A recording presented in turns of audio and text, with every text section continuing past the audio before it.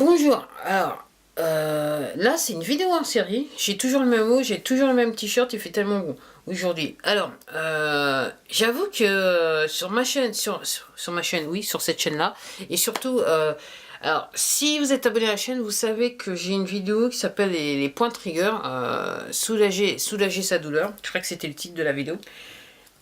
Excusez-moi. Et j'avoue que ces dernières 48 heures, j'ai échangé avec quelqu'un, un autre YouTube, avec un autre YouTuber qui n'est pas abonné et qui m'a demandé, qui m'a posé des questions qui étaient assez spécifiques sur les points de trigger et surtout sa douleur. Alors, je fais cette vidéo, je suis pas médecin, je suis pas kinésithérapeute, je suis pas thérapeute ou quoi que ce soit. Moi, ce que je suis en train de dire, c'est l'école de la vie, ok. Je me suis retrouvée avec des mal de dos, un mal de dos profond suite à un accident de la circulation qui a fait que pendant près de 2 ans, je suis restée, j'étais coincée dans mon lit, je pouvais pas faire grand chose.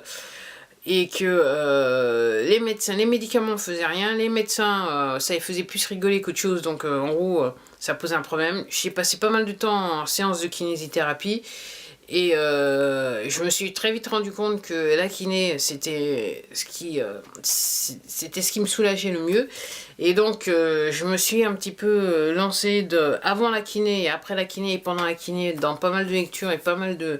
Je regarde des vidéos un petit peu sur YouTube pour voir ce que les gens ont mal de dos, comment les gens réagissent, et ce que les professionnels de la santé, entre guillemets, sur un mal de dos, kinésithérapeute normalement, chiropracteur et compagnie ont à dire sur le sujet. Et en fonction de tout ce que j'ai lu et tout ce que j'ai vu, j'ai adapté une méthode pour ma petite personne qui, je suis obligé de le dire, a rapporté ses fruits parce que je suis plus clouée dans mon lit, ce qui est énorme. Après 2 ans, ok, c'est super. Et mais ça n'empêche pas que la douleur est toujours présente, ce qui note couramment, j'ai toujours énormément de mal à pouvoir rester longtemps sur une chaise, j'ai du mal à pouvoir rester debout, j'aime pas piétiner, parce que je dirais, ça enclenche mes douleurs de dos. Mais sur ce, par rapport à là où j'en étais, clairement, je le vis un petit peu, je le vis mieux. Alors, la question que cette personne m'avait posée, alors si vous pouvez aller revoir, vous pouvez aller voir cette vidéo, du reste que je vais vous mettre le lien en bas de la vidéo et vous verrez les commentaires que la personne a laissés et les réponses que j'ai apportées. Alors, c'est peut-être quelque chose que j'ai pas dit à la vidéo et j'avoue que j'ai pas été la regarder, mais je me dis s'il a posé la question, si la personne a posé la question, c'est que clairement c'était peut-être pas clair. L'histoire des points trigger, ce que fait en fait un kinésithérapeute quand vous avez un point trigger. Alors, le point trigger, le point gâchette, voilà. En gros, c'est un nœud que vous avez au niveau du muscle. Voilà, il y a une contracture musculaire, ça se fait comme un nœud.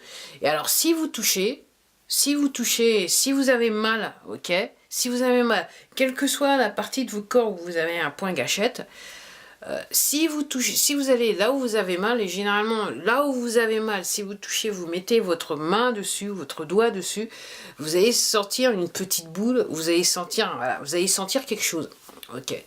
Et donc c'est généralement là où vous avez mal, et c'est ça qu'il faut travailler. Donc ce que je disais, ce que je vais dire à cette personne, ce que j'ai écrit à cette personne, et ce que je suis en train de vous dire, c'est que, et c'est ce qui était écrit dans le bouquin, ce que vous devez faire tout d'abord, c'est identifier la zone à problème, et donc ça peut se faire que par vous, hein, ça peut pas être personne ou un professionnel de santé qui a l'habitude et qui va voir tout de suite, qui va vous toucher très vite, qui va tomber sur le point qui me fait mal. Alors si vous allez chez le kinésithérapeute, c'est un petit peu le moment où il appuie très fort quelque part et vous faites oh, ok, c'est ça le point trigger.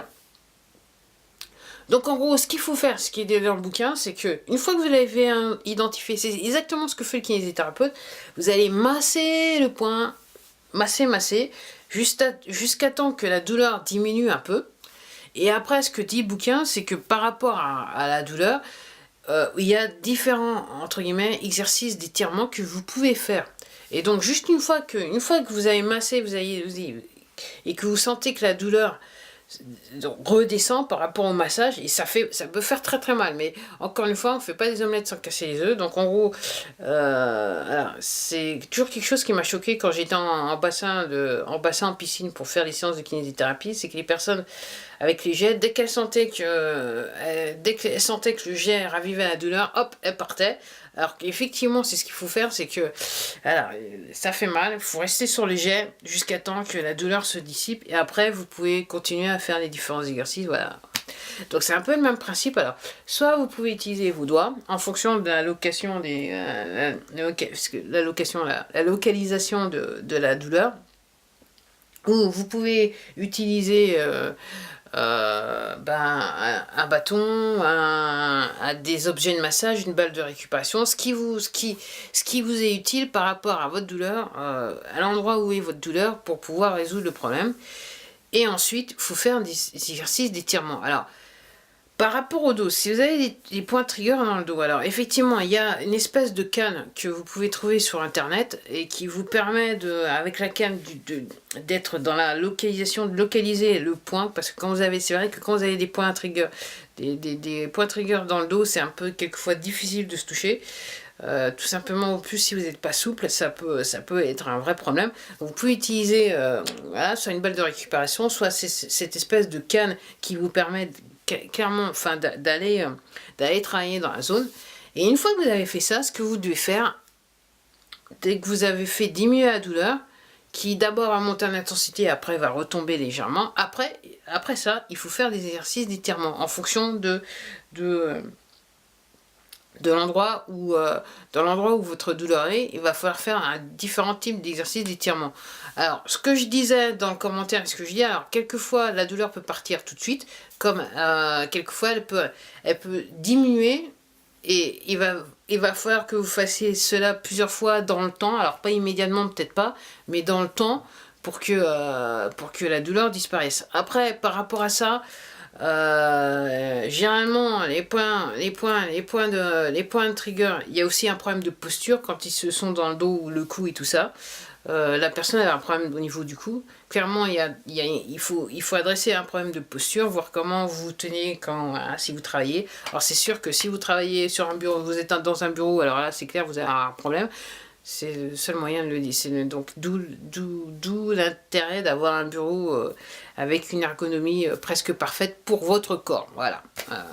En sachant que c'est pas parce que le bureau de votre collègue est ergonomique qu'il sera forcément ergonomique pour vous. Voilà. Donc c'est ce que vous mettiez dans votre tête. Mais c'est vrai que il faut faire attention à la posture et surtout il faut prendre l'habitude de faire des exercices d'étirement. Alors on parle d'exercice physique, mais généralement ce que les gens n'ont pas forcément en tête, et bon, je vous le dis, c'est que la plupart des exercices de souplesse et d'étirement, en fait, ils sont plus ou moins dérivés d'exercices de yoga. Donc moi ce que je vous conseille, c'est d'aller directement sur internet. Il y a un tas de personnes qui font du yoga et qui ont des chaînes YouTube et qui mettent des mouvements à faire, en sachant que si vous avez des problèmes de sciatique et vous n'êtes pas fait opérer, parce qu'après j'irai pas dans l'histoire de vous êtes fait opérer, c'est pas que je veux pas savoir, mais je sais pas, moi j'ai pas été opéré du dos, merci, mais effectivement, il y a peut-être des choses différentes à faire ou pas faire, mais c'est vrai qu'il y a des exercices de yoga qui sont destinés à la sciatique, qui sont faits pour la sciatique. Et donc je vous invite, si vous avez vraiment mal, à aller sur internet, à aller voir sur YouTube, voir différentes chaînes. Vous allez peut-être trouver des exercices qui vous conviennent. Après, moi avec le temps, par rapport à l'évolution de ma douleur, j'ai effectivement une petite routine d'étirement qui ne dure pas bien longtemps, hein, qui fait juste peut-être même pas 10 minutes. Ouais, même pas 10 minutes. Quand je dis même pas 10 minutes, je pense que on est plus de l'ordre de 5 minutes, voilà, que je fais chaque soir pour détendre un petit peu tous les groupes musculaires avant de pouvoir continuer jusqu'à la fin de la soirée. Ouais, je fais l'exercice généralement en début de soirée. Excusez-moi. Et c'est vrai que c'est quelque chose que je fais tout le temps. C'est-à-dire que, en gros, je fais des exercices 6 fois par semaine. C'est-à-dire, il y a du lundi au samedi, je fais l'exercice, le dimanche, je fais rien. Et après, je reprends la routine. Et ça fait quasiment maintenant Ça fait maintenant quasiment peut-être 3 ans que je fais la chose. Et je suis obligée de dire, alors c'est long, c'est fort. Je les ai fait à travers la douleur alors que la douleur était intense. Mais là, j'avoue que 3 ans plus tard, ben, je suis contente des résultats parce que comme je dis, je suis plus clouée dans mon lit. Donc voilà, il faut s'accrocher, il faut y aller doucement et en fonction de la douleur, il faut savoir honorer la douleur. Et comme je dis aussi, on n'y pense pas souvent dans le monde dans lequel on vit.